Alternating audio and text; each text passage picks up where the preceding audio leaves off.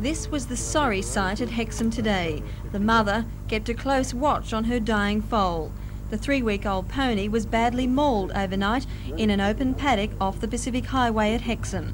One leg was almost completely torn off at the fetlock, and 2 large savage marks were left in the animal's back. RSPCA officials were alerted by Waterboard employees who found the animal this morning. After taking one look, they decided there was nothing that could be done to save the foal.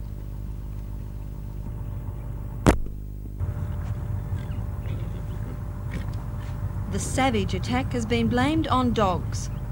Everything points to the bite marks on its back and so forth, that it must have been dogs.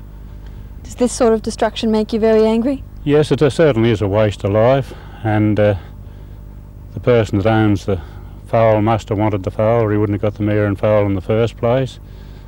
And not only the waste of life, but the pain this thing must have gone through until we came along this morning.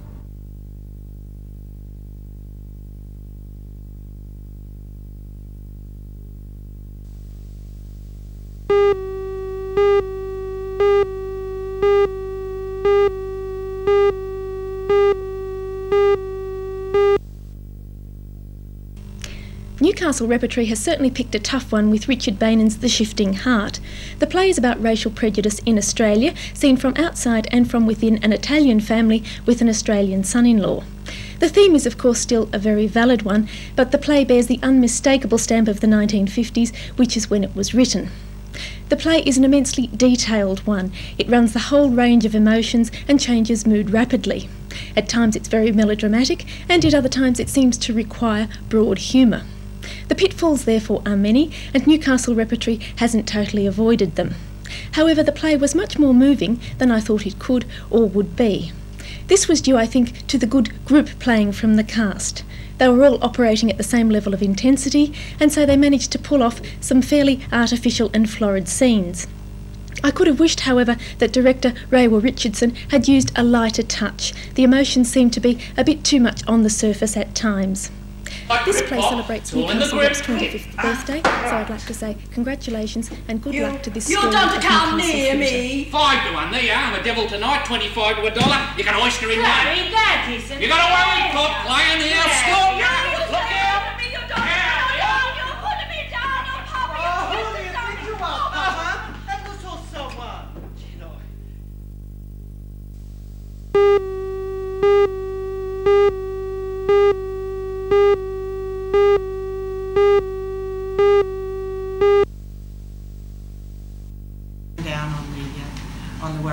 Earlier this week, Newcastle Council and Kern Land released their plans for the Waratah estate on the grounds of the abattoir. The Green Ban could hinder the plans, which include the demolition of the abattoir buildings. Next Wednesday, the matter will be discussed at the Trades Hall. The Green Ban was called for by members of the Meat Industry Employees Union. They're concerned about employment. There's 120 employees out there. They've had long, drawn-out negotiations with the Newcastle City Council about an alternative site. They believed genuinely that there was going to be establishment of an alternative site whereby those members currently employed at Waratah would be transferred over to the new facilities. What's the feeling of the parties involved? Are they likely to support the Green Ban proposal? The concern here is one of redundancies, and that the Meat Industry Employees Union in all probability will get support from the other parties. Although Newcastle Council Clerk Barry Lewis would not discuss the possibility of a green ban on camera, he did say the concern over redundancies was unnecessary. He claimed the sections of abattoir building to be demolished are already disused. A meeting between Mr Lewis and Trades Hall Secretary Peter Barrick is also scheduled for Wednesday. But according to Peter Barrick, even if the green ban proceeds, there is no reason why the sections of the Waratah estate not linked to the abattoir buildings cannot go ahead. I believe that the Waratah estate is a long way down the road before actual commencement dates, and I believe that, yes, certainly that any section of that estate could be proceeded with without the demolition of the old abattoir. But if the Trades Hall meeting votes to give the Waratah estate a green light instead of a green ban, it won't be all smooth sailing for the council and Kern Land. The plan may yet meet with state government opposition. According to State Member for Waratah, Mr Sam Jones, the plan is not good enough. And I am opposed to it because it only provides 1/3 of the area for residential accommodation and 2/3 for commercial and light industrial. Now, as far as I'm concerned, Newcastle needs more domiciliary area, and if they were to reverse the area and make 2/3 residential, I'd be much more pleased with the proposal.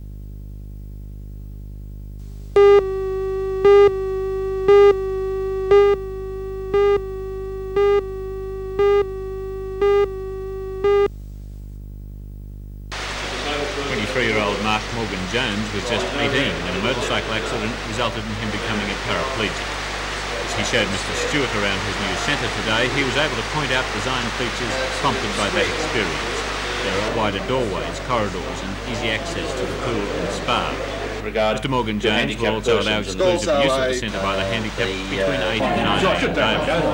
But for the rest of the time, the facilities are open to all. Getting his coat off to demonstrate, Mr. Stewart said he hoped the centre would encourage people to accept physical fitness as a way of life.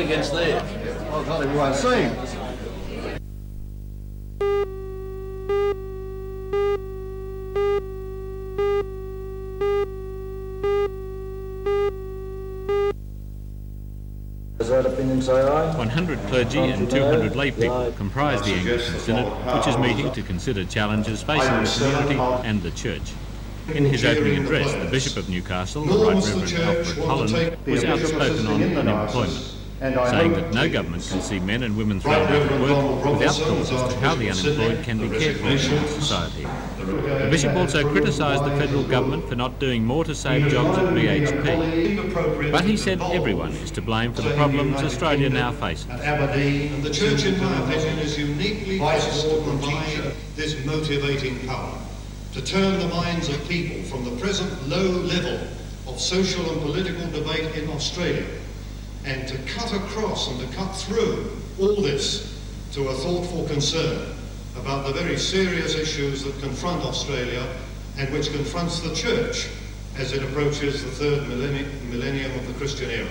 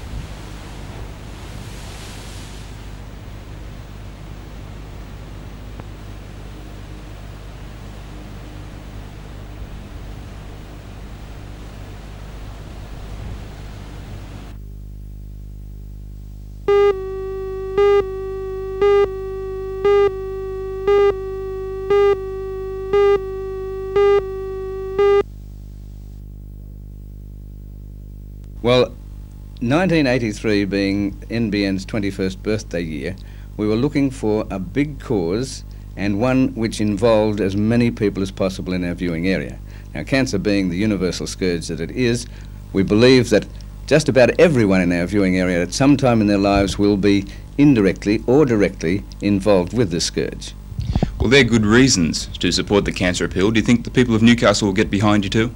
I certainly do. They were magnificent last time, as they have been in all other telethons, and I know they're going to be just as magnificent, if not more magnificent, in 1983. How far down the line are preparations for the 1983 telethon? Well, we've gone about as far as we can go without actually going into action, because until a beneficiary is announced, we cannot go into the marketplace and seek money. Now that we know the beneficiary, we're all geared to go.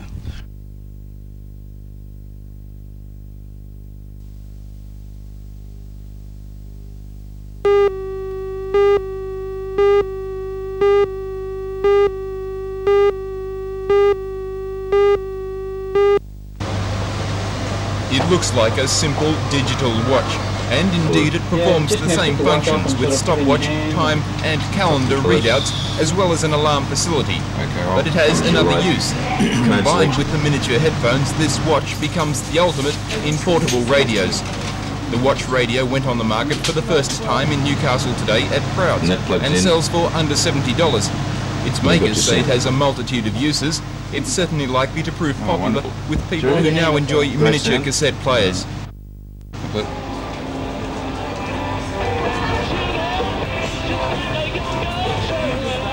You know, the sound out of these miniature radios is really quite amazing. I can hardly wait till I can watch TV on my own wrist.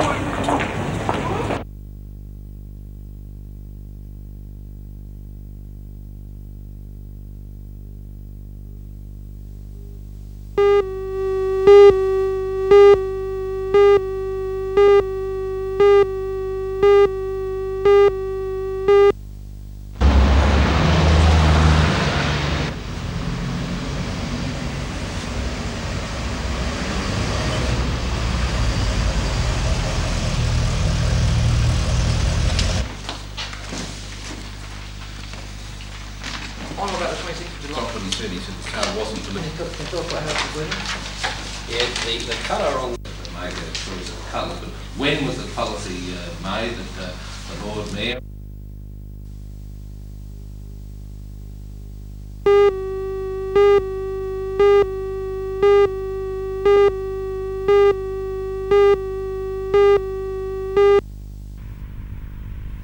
The Trades Hall Council has placed a green ban on the demolition of buildings at the abattoir until the operating licence expires on December the 31st.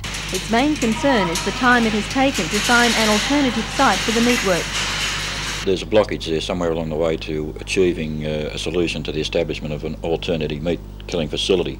What we would hope is that by getting all the parties together that we'd be able to see where the problem lies and seek a solution to it. Why has the Trades Hall Council decided to step into this issue now? Well, it's one of jobs, and the matter was referred to us by the Meat Industry Employees Union. Quite obviously, with the current economic downturn in the community, that jobs are going to be hard fought for in the future by the trade union movement.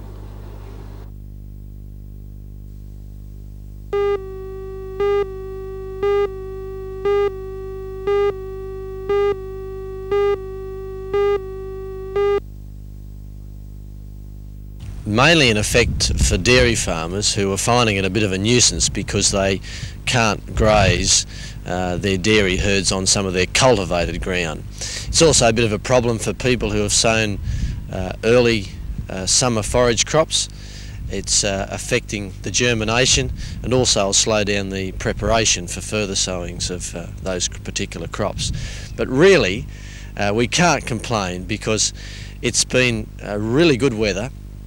Just these last few weeks we're finding that milk production is really good at the moment, and we can't complain when you consider that some of the areas in the Upper Hunter aren't anywhere near as well off as what we are here.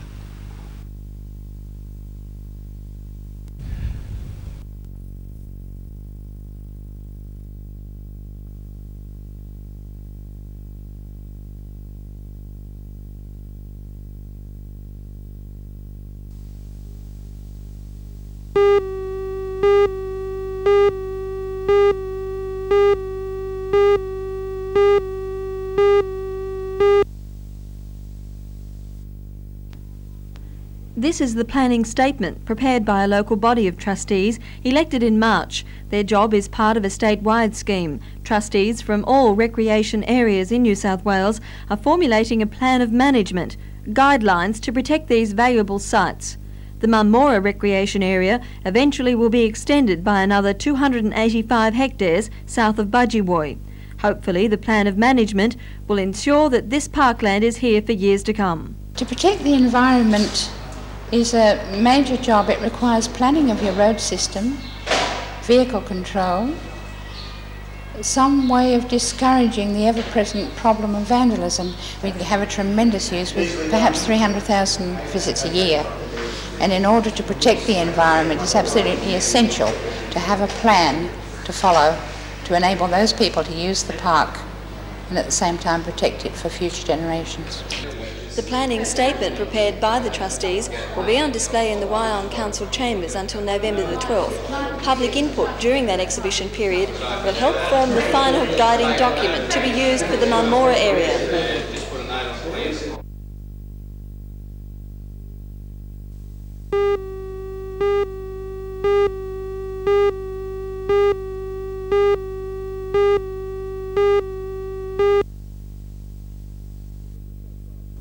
With the New South Wales coal industry struggling to maintain its share of the international coal market, the latest halt to loading is a bitter blow. The striking MSB workers won't meet again until tomorrow morning, but even if they go back to work then, almost 150,000 tonnes of loading capacity in Newcastle alone will have been lost. The strike comes at a critical time, just when coal shippers were apparently beginning to win back some of the lost confidence of overseas coal buyers. For the first time in months, there are half a dozen or so ships waiting off the port, something the industry regards as a healthy sign. Since the port can now load 3 ships at once, having that number waiting is something close to an ideal situation. One concrete step towards gaining future coal contracts for Newcastle is construction of the 3rd coal loader, and that project at least is going well. The loader, due for start-up in 1984, is actually ahead of schedule. At this stage, $37.4 million have been spent, and a further $169 million have been committed.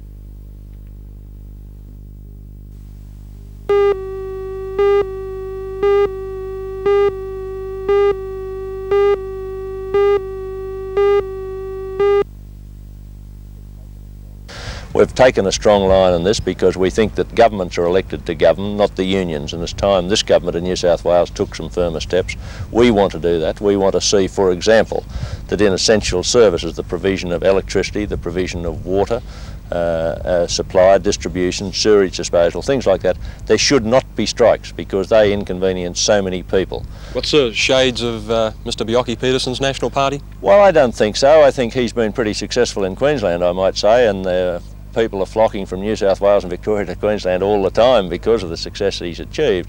So in the new National Party, if you like, concentration to broaden its base, to have more urban appeal, can the farmer in any way feel that the old country party has left him when 2/3 of the state is drought affected? Not at all. The fact that the country has gone out of our name doesn't mean in any way that we'll be neglecting country areas. It's still a base of our party. It always will be the main base of our party, and we'll still continue to look after them.